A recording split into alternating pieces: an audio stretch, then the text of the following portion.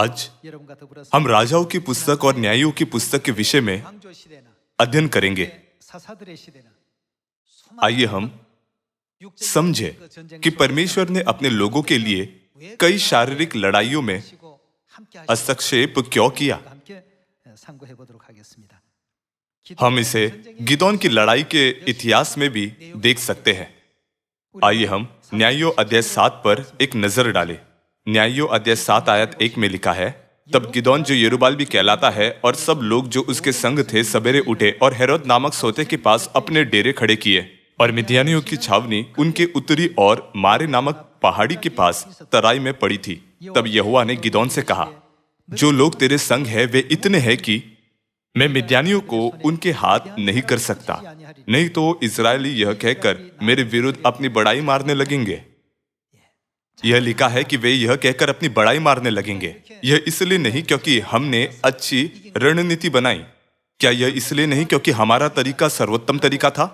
केवल अपनी रणनीति या तरीके के बारे में सोचते हुए क्या वे इस तथ्य का इनकार नहीं करेंगे कि वे इसलिए विजय हुए क्योंकि परमेश्वर उनके साथ था, कि हम अपने ही बुजबल के द्वारा बचे हैं। इसलिए तू जाकर लोगों में यह प्रचार करके सुना दे, जो कोई डर के मारे थरथराता हो वह गिलाद पहाड़ से लौट कर चला जाए। तब 22,000 लोग लौट गए और केवल 10,000 रह गए। चूंकि 10,000 पुरुषों को लेकर बड़ाई मारना संभव था, इसलिए परमेश्वर ने गिदोन को अपने पुरुषों की संख्या को उस स्तर तक कम करने की आज्ञा दी ताकि इतने कम पुरुषों को लेकर अपने शत्रु के विरुद्ध लड़ना असंभव हो। यह उन्हें यह एहसास कराने के लिए परमेश्वर की गहन इच्छा थी कि उनके साथ कौन थे। उनके साथ परमेश्वर थे। गिदोन ने यह कहते हुए परमेश्वर की आज्ञा मानी, क्योंकि परमेश्वर हमारी सेनाओं का सेनापति है और मैं महज परमेश्वर का कार्य करने वाला प्रतिनिधि हूं। जो कोई डर के मारे थरथराता हो वह लौट कर चला जाए। उसने 22,000 पुरुषों को वापस भेज दिया। फिर उसने यह देखकर कि वे पानी कैसे पीते हैं और अधिक पुरुषों को वापस जाने दिया। गिदोन ने कहा, 300 पुरुषों को छोड़ सबको वापस जाने दो। मानव आंखों से इस परिस्थिति को देखकर गिदोन के दृष्टिकोण में यह असंभव था। हम इतने कम पुरुषों को लेकर कैसे जीत सकते हैं? वह इस परिस्थिति को असंभव मान सकता था, लेकिन उसने केवल 300 पुरुषों को लेकर शत्रु की छावनी में प्रवेश किया और संपूर्ण विश्वास से यह माना कि यदि परमेश्वर हमारी सेना का सेनापति है तो परिणाम हमेशा जीत होगा।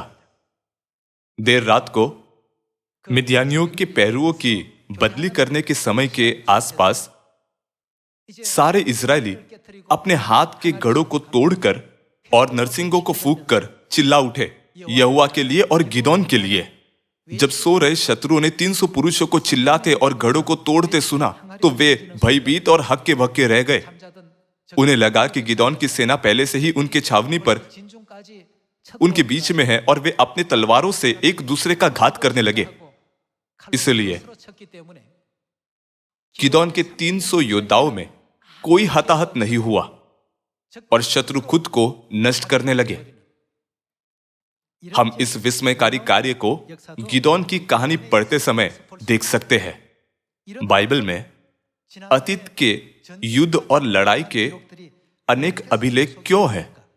यह हमें यह तथ्य सिखाने के लिए है कि आत्मिक युद्ध में भी यदि हम यह एहसास करते हुए कि परमेश्वर हमारी सेनाओं के सेनापति है और हम महज उनकी इच्छा पूरी करने वाले प्रतिनिधि है, सब कुछ परमेश्वर की शिक्षाओं और आज्ञाओं के अनुसार करे तो जीत अवश्य हमारी होगी।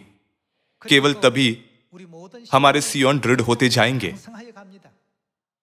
क्या बाइबल यह नहीं कहती कि छोटे से छोटा 1,000 हो जाएगा और सबसे दुर्बल एक सामर्थ्य जाति बन जाएगा?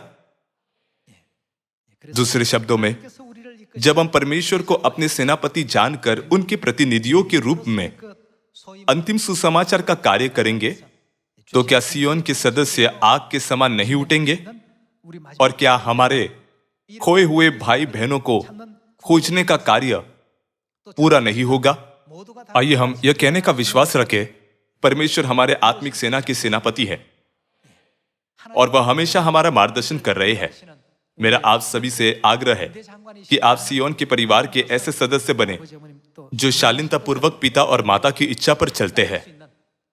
इसी के साथ मैं आज का उपदेश समाप्त करना चाहूंगा। आपका बहुत बहुत धन्यवाद।